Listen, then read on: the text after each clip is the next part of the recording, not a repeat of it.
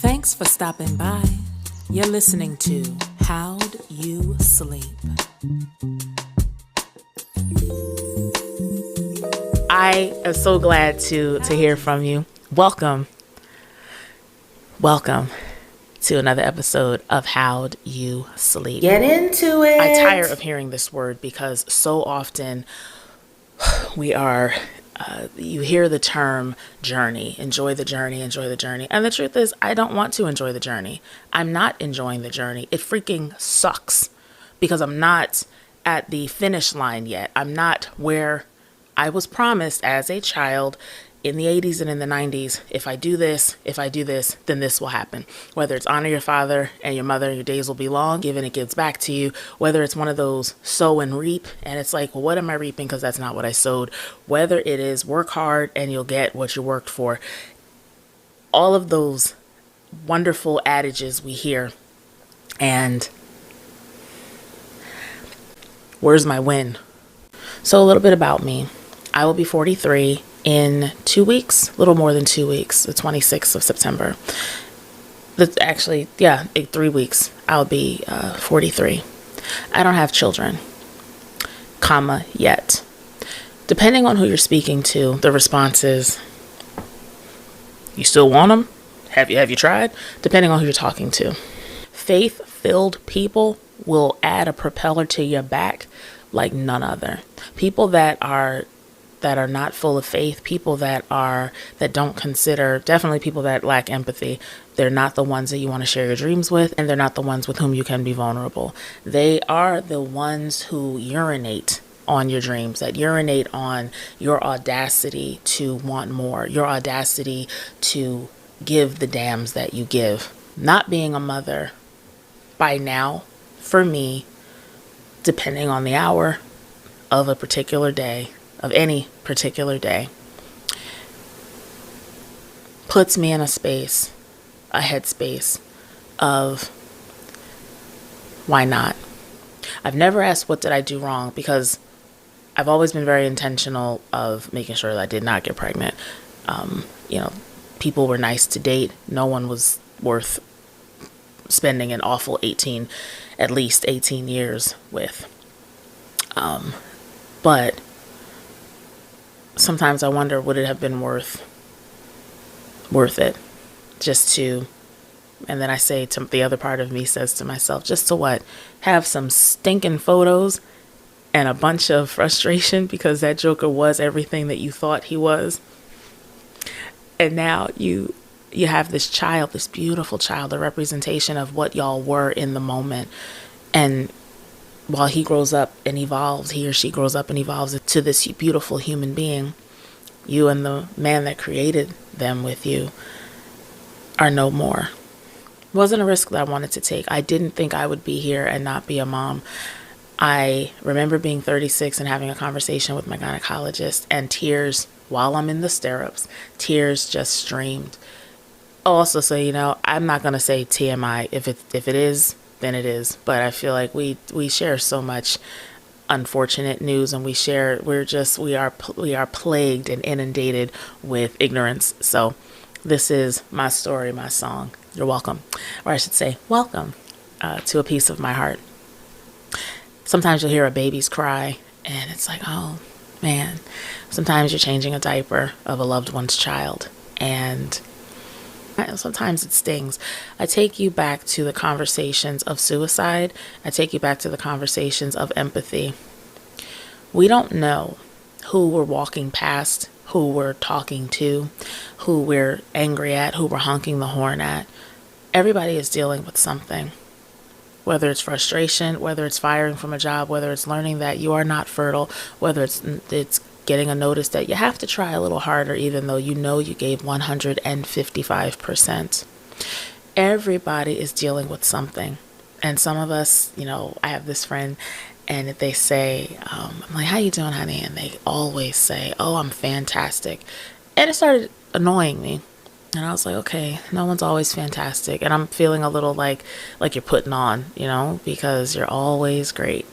And they said, I don't always have great moments in every day, but I don't let the not so great moments affect my day. The unfortunate truth about jealousy is, even in my darkest moments, your darkest moments, if someone holds envy towards us, our darkest moment might be the bright light for them that they wish they had, right? So if I'm upset that I don't have a car, somebody else is upset that they don't have a bus pass. They can't afford a bus pass. They can't afford cab fare, Lyft fare. And so they're looking at me and they're just like, what are you complaining about? How dare you? You're upset about not having a car? How about not having $20 to get home? And there we go, thief of joy. So then I am charged with, do I take that on, or do I allow this person's anger with their situation that they've now cast onto me? Do I take it? I'm not responsible for other people's actions. However, if we are in fact our brother and our sister's keeper, I am responsible for trying to make their day better. I am responsible for letting them be seen. And this is how I do that. Man, I'm sorry that I'm really sorry. And if I have an extra $20, I'll give you the $20, or I'll get the Lyft for you, just to take a little edge off of the day, because I've been there. And when finances are jacked up, the day is jacked up, right? Everything sucks. It's raining, even though it's a beautiful, bright day. And what I can do is what I can do, and I will try my best to make things better for you. Jealousy and envy, the silent killers of relationships. Jealousy and envy, the silent killers of sometimes our own self-worth and self-esteem. We can break ourselves down, bring ourselves down, just based on thinking about what somebody else has that we don't. Comparing, putting ourselves against someone else. And literally we put ourselves against someone else. And then we put ourselves against ourselves. I aspire to be the 92-year-old woman. I realize that I am not the 92-year-old woman, but I will say this as a 42-and-a-half-year-old woman. I don't want what nobody else has. Do I want the baby? Absolutely. Do I want the incredible career with endless cash flow? Absolutely. Do I want peace of mind every moment of every day? Absolutely. Do I want my loved ones to live forever? Absolutely. What I desire is to be so consumed with the great parts of my life that I don't even recognize what anyone else is doing. I'm not in competition with anyone. I'm not going to look at someone else's joy, at someone else's triumph, and say that I want that for myself, because what I don't know is what it took them, what it cost them to get there. Also, I don't know if I'd be able to handle the weight that came with the responsibility that they receive. What looks like a blessing to me is a responsibility, is a weight to them. I don't know if I can handle that weight. You have someone that is constantly scrutinized, accomplished all of their goals at a young age, did all of the wonderful, beautiful things that they set out to do. And you have no idea that they are contemplating what they're contemplating, because the mind can be a wonderful thing, but it can be a terrible trickster. And you don't know what weight they're carrying, but you're looking and saying, oh, what I wouldn't give to have that man, what I wouldn't give to live that life, what I wouldn't give. She is feeling entombed by the same bullshit that you are finding yourself to envy. You are envying. Let's just be trivial. You are envying their hair. You are envying their weight. You are envying the way that their gregarious nature and how everyone just wants to be friends with them. But you're not envying the weight that they face on a daily basis. You're not envying what they have to fight through to get out the door. You're not envying the child with special needs. You're not envying the debilitating health. You're not envying the unsupportive spouse. You're not envying those things. But two things can be true, and usually are. And we have to recognize within ourselves, we handle what we can handle, and let our neighbor, our brother, and our sister handle what they can handle. In so doing, it is so important, it is imperative that empathy be our guide, and love be our guide, and compassion and kindness be our guides. We've got to do better. We've got to do better. We don't see one another. I remember telling somebody about suicidal thoughts, ideations. I think I mentioned this last week. And they really went into their suicidal ideations. And in that moment, it was like I put a pin in our friendship, because I'm like, this can't be. This absolutely is not friendships. I charge you to examine, what kind of friend am I? What kind of human being am I? What kind of sister am I? What kind of brother am I? Am I checking in? This is suicide prevention month. Suicide awareness, month. Am I checking in, or am I just blowing it off? Am I calling somebody dramatic when they express their dire need for assistance? If someone asked me after last week's episode, well, what's the antidote? You mentioned suicide. What's the antidote? We all know the antidote is not feel better. Who does that help? And you can't stop anybody from doing what they've set their mind to do, but you can try to run interference. If someone comes to your mind, text them, call them. And depending on the person, sweat them. I had a friend, and all you have to do is tell me that you've had those thoughts once. Those thoughts don't have expiration dates. So when I get a call and it's, hey, this is what I'm dealing with right now. If I'm nearby, I'm stopping everything. I was visiting my grandmother's at Hillside Cemetery and stopped mid-visit and flew to visit a friend, because their being on this side of the grave matters that much to me. It's not dramatic. It's important, and they matter. I am telling you, you matter. You can email me, Sammy James Jones, SammyJamesJones @gmail.com. You can contact me on How'd You Sleep podcast. DM me. I don't have the answers, but I can absolutely be an ear. I can be an ear, and I can provide resources for you, because we need you here. I promise you, the darkest hour comes before the dawn. You believe me? Stay with us. Stay with us. You are so loved. I've become a woman who has taken the pen, snatched the pen from whoever thought they were writing my story, and I began to slash out expectations. I began to cross out, and the pen wasn't enough, so I grabbed a thick old magic marker. I grabbed a thick Sharpie, like the biggest one, and I just went ham on the expectations. And I didn't even rewrite on that sheet of paper, because I had already written. Remember I told you have to write it down. I already had my plan written down. I'm writing everywhere. I'm writing on my mirror in lipstick. I'm writing on the dry erase board in the kitchen. I'm writing notes, reminding myself of where I'm going, so that I faint not, biblical, so that I faint not while I'm in the pursuit, so that I might get frustrated, but what I will not do ever again is let go of my dream, is let go of my vision. I had to wake up from dreaming, and I had to begin to put pen to paper, feet on the ground, and go forth, chasing, attacking, going for my vision for myself and for my life.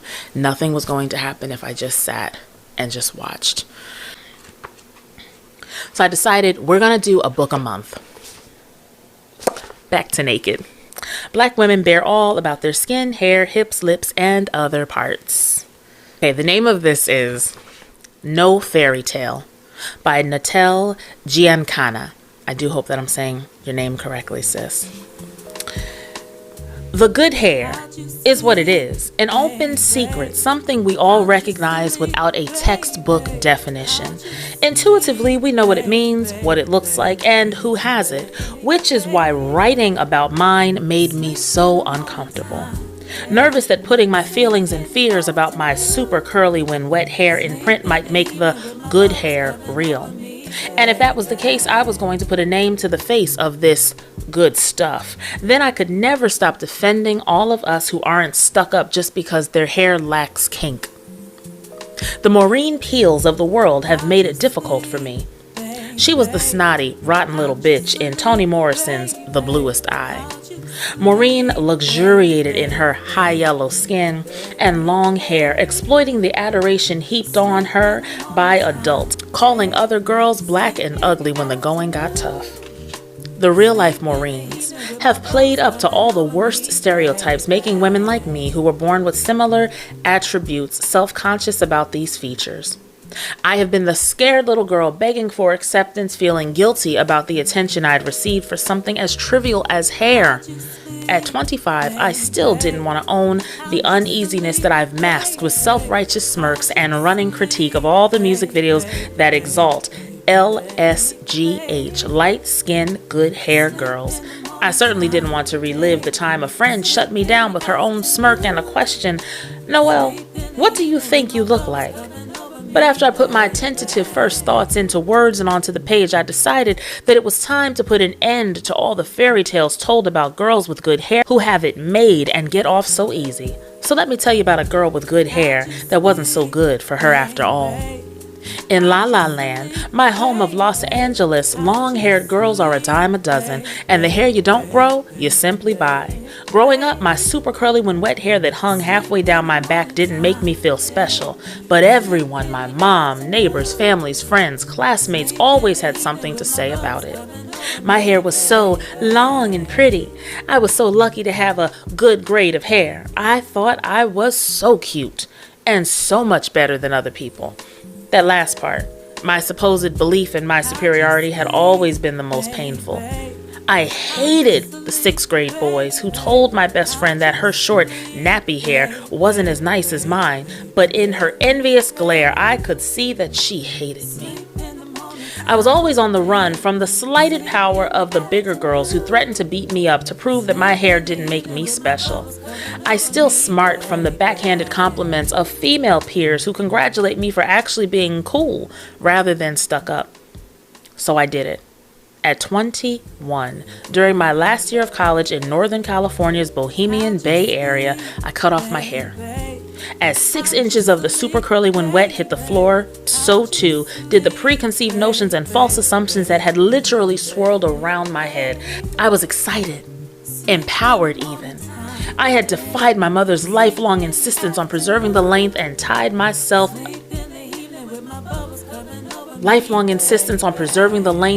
myself of this crutch. Then I woke up. The next morning, looking in the mirror at the crop of little curls, I couldn't believe what I had done. I cried at the sight of myself. And the day of the cut, I'd imagined myself as cute, but now I couldn't even stand to look at my face. This was the first time that I ever really saw myself, every feature, blemish, and flaw without distraction. I felt ugly and exposed like the black female version of Samson, who lost his power after the duplicitous Delilah cut his hair. Running my hands over my little fro, I remembered the times I'd laughed at friends whose trims had become full-fledged cuts in the hands of scissor-happy stylists. "Get over it," I told them. "It's just hair. It'll grow back." I had missed the point. Sure, I had experienced bad haircuts and had to search for the right products, but it wasn't until I unwittingly stripped myself of my privilege that I saw how good hair had blinded me. Unlike so many of my girlfriends, I had never placed scarves, shirts, and towels on my head to simulate long hair. I could reject the nonsense we'd all been taught about the inherent beauty of long curly hair while still reaping the benefits.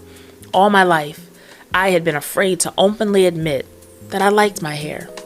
Not because it was good or better, but because I liked myself and it was a part of me. Now I wasn't so sure if I could like myself without that part. When I realized how vain and shallow my internal dialogue sounded, I cried even harder. Then, eyes puffy and nose running, I gave it up to vanity.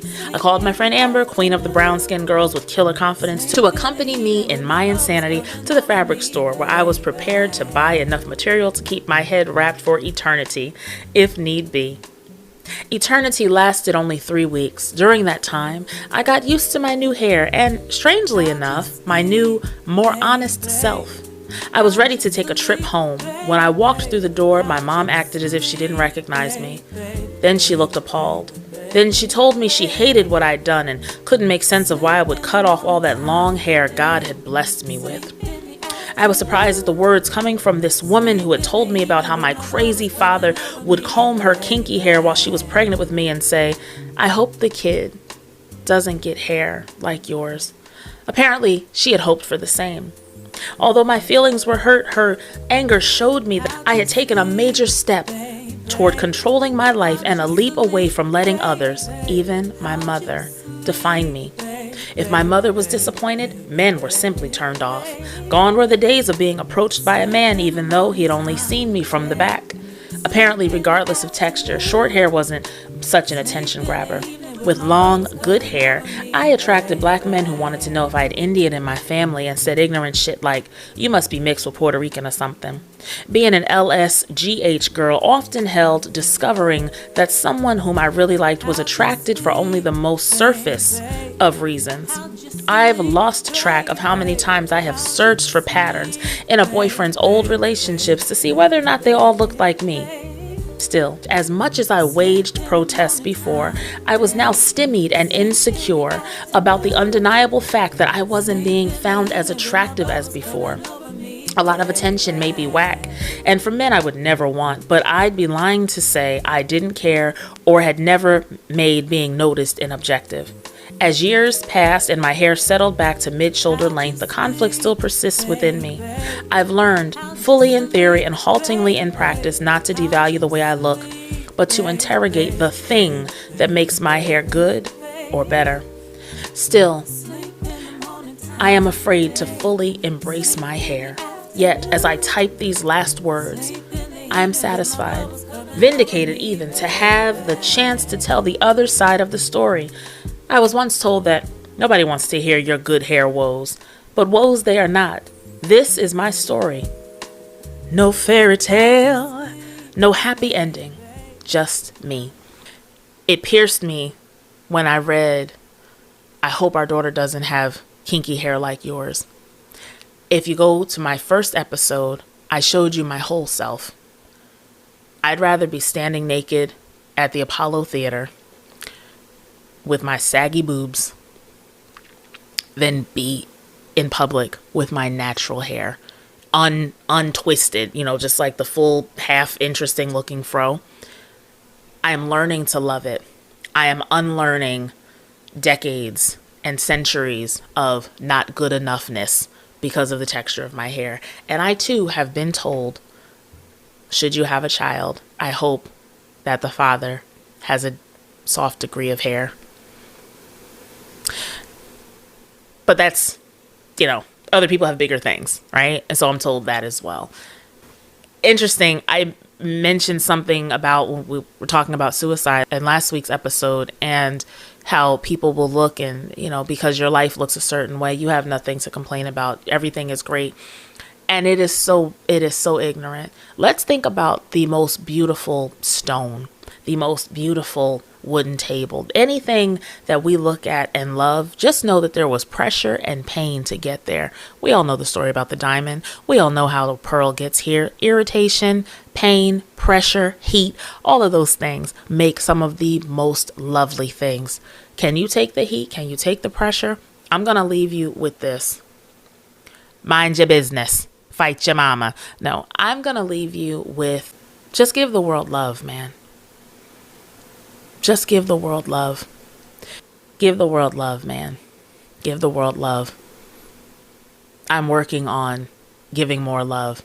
I had to fight through to love myself. And I tell you one thing, the world didn't give me that self-love and the world can't take that shit away. Amen. Amen. Take care, baby.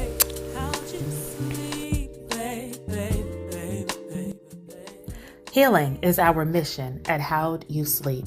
Your well-being is of the utmost importance. If you are having thoughts, ideations, considerations, visions, or making plans that involve removing your beautiful being from this world, give this number a call, 988, the Suicide and Crisis Lifeline. You are loved.